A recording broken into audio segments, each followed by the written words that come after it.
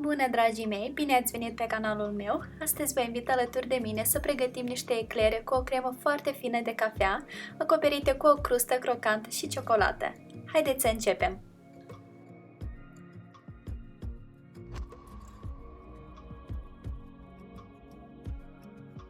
Vom începe cu crema de cafea. Într-o cratiță turnăm laptele și adăugăm cafea solubilă. Dăm laptele la foc până atinge punctul de fierbere. Între timp, într-un bol adăugăm gălbenușurile de ou, zahărul, amidonul de porumb și amestecăm totul activ cu ajutorul unui tel. Aș vrea să menționez că în acest video am făcut o porție dublă, însă ingredientele scrise vor fi pentru 12 eclere. Când laptele a fiert, îl turnăm încet puțin câte puțin în compoziția principală, amestecând în continuu.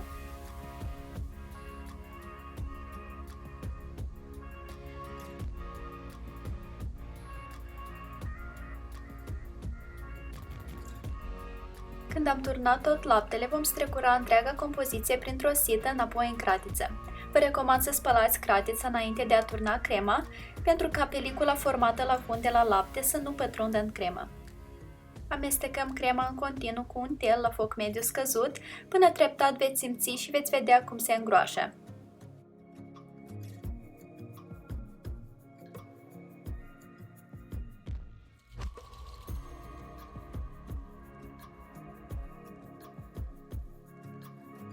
Când crema s-a îngroșat, stingem focul și adăugăm untul. Amestecăm activ până se topește și transferăm crema obținută într-un bol.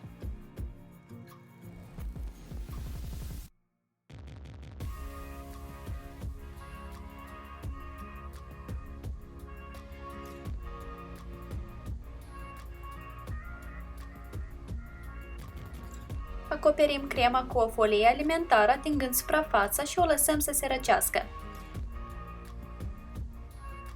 Pentru crusta crocantă, într-un procesor de mâncare sau un bol, adăugăm unt rece, zahăr brun sau zahăr obișnuit și făină. Procesăm totul împreună până obținem o consistență de nisip umed. Dacă nu dispuneți de un procesor, atunci amestecați totul manual până toate ingredientele se combină. Dacă faceți eclere cu o altă aromă, puteți folosi zahăr alb și să adăugați și puțin colorant alimentar pentru o crustă colorată. Răsturnăm aluatul de crustă pe o hârtie de copt și îl adunăm într-o minge. Îl presăm puțin și îl întindem cu un sucitor între două hârtii de copt până obținem o grosime de aproximativ 2-3 mm.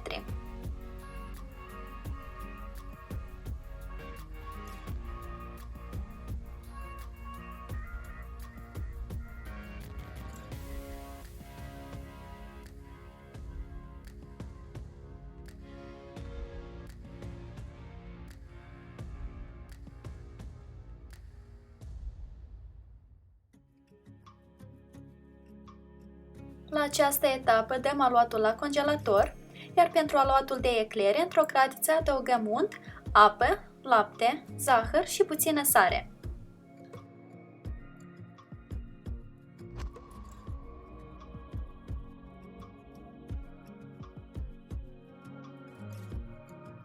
Dăm totul la foc mediu scăzut.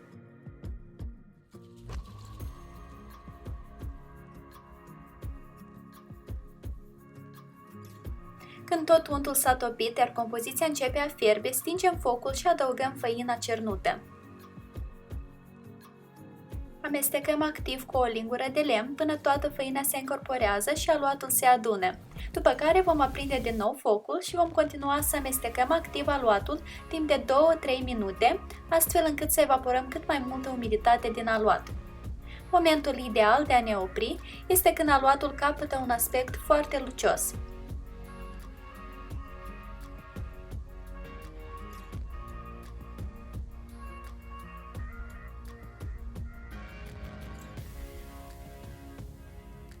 Transferăm aluatul în bolul unui mixer planetar. Pentru aluatul de eclere nu vă recomand să folosiți stelul, ci anume paleta, iar dacă nu dispuneți de un mixer planetar, atunci folosiți în continuare o lingură de lemn. Vom amesteca aluatul timp de 2-3 minute, astfel încât să se răcească puțin înainte de a adăuga ouăle. Vă recomand să bateți puțin ouăle într-un vas separat și să le adăugați în compoziție puțin câte puțin. Aluatul de eclere este genul de aluat care nu are o proporție de ingrediente exactă pentru a obține consistența necesară. La o porție de aproximativ 12 eclere s-ar putea să aveți nevoie de 2 ouă, de 2 ouă și jumătate sau chiar de 3 ouă. Totul depinde de câtă umiditate s-a evaporat atunci când am călit aluatul, de mărimea ouălor și așa mai departe. Deci adăugați câte puțin și testați consistența.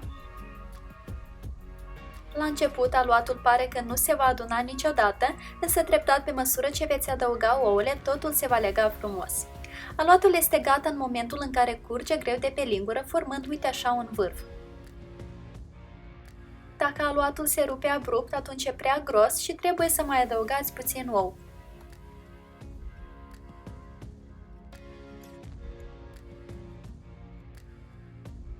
Pentru formele de eclere, eu am folosit un dui în formă de stea deschisă cu numărul 6B de la Wilton.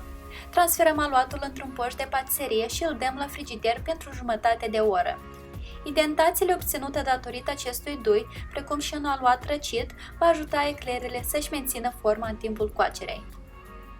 Între timp vom tăia din aluatul pentru crustă 12 dreptunghiuri cu o lungime de 12 cm și o lățime de 3 cm fiecare.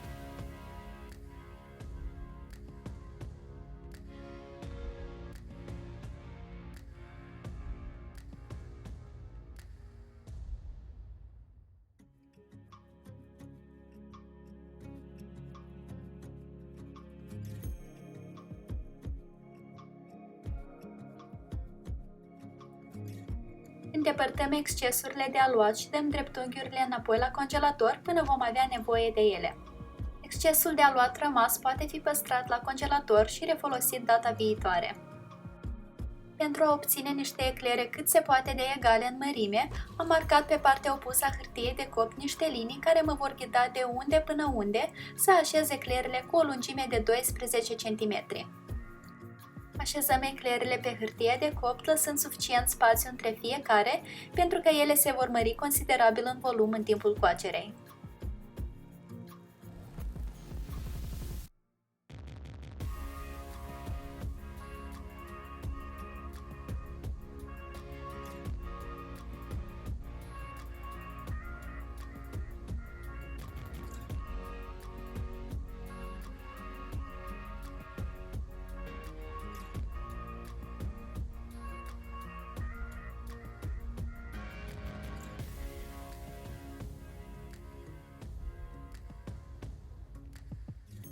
În continuare, vom unge fiecare ecler cu foarte puțin ulei vegetal și le vom presăra cu zahăr pudră.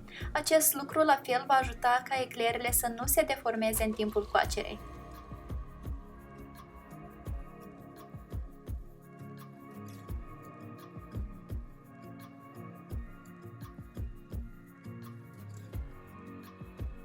La final vom plasa peste fiecare ecler câte un dreptunghi din aluatul de crustă. Pentru a coace eclerele, cuptorul trebuie preîncălzit la 190 de grade. În momentul în care punem eclerele la cuptor, scadem temperatura la 180 de grade și le coacem timp de 25 de minute. După care scadem temperatura la 160 de grade și continuăm să le coacem pentru încă 30-35 de minute. Iar la final vom stinge cuptorul și vom lăsa eclerele înăuntru cu ușa întredeschisă pentru încă 5 minute. Eclerele trebuie să fie ferme la atingere, atât la suprafață cât și la bază.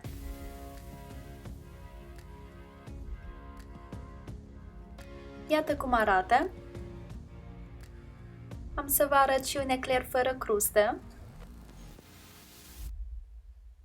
Lăsăm eclerele să se răcească complet pe un grătar, după care facem la bază câte 3 găuri cu ajutorul unui mic tui de patiserie și umplem fiecare ecler cu crema pregătită mai devreme. Crema am transferat-o într-un poș de patiserie dotat cu un dui rotund de 5 mm.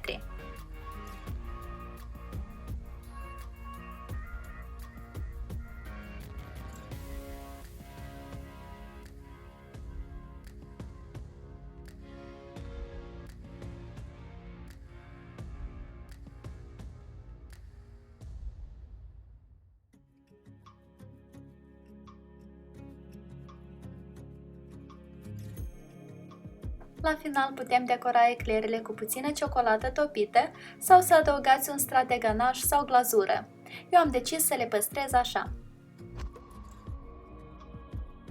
Eclerele au ieșit foarte delicioase, având o cremă cu un gust foarte seducător de cafea, dar în același timp cu o textură gingașă și o crustă aromată și crocantă. Lista la toate ingredientele folosite în această rețetă o veți găsi în descrierea acestui video. Iar eu vă mulțumesc că ați fost alături de mine și vă doresc o zi delicioasă în continuare. Poftă bună! Pa, pa!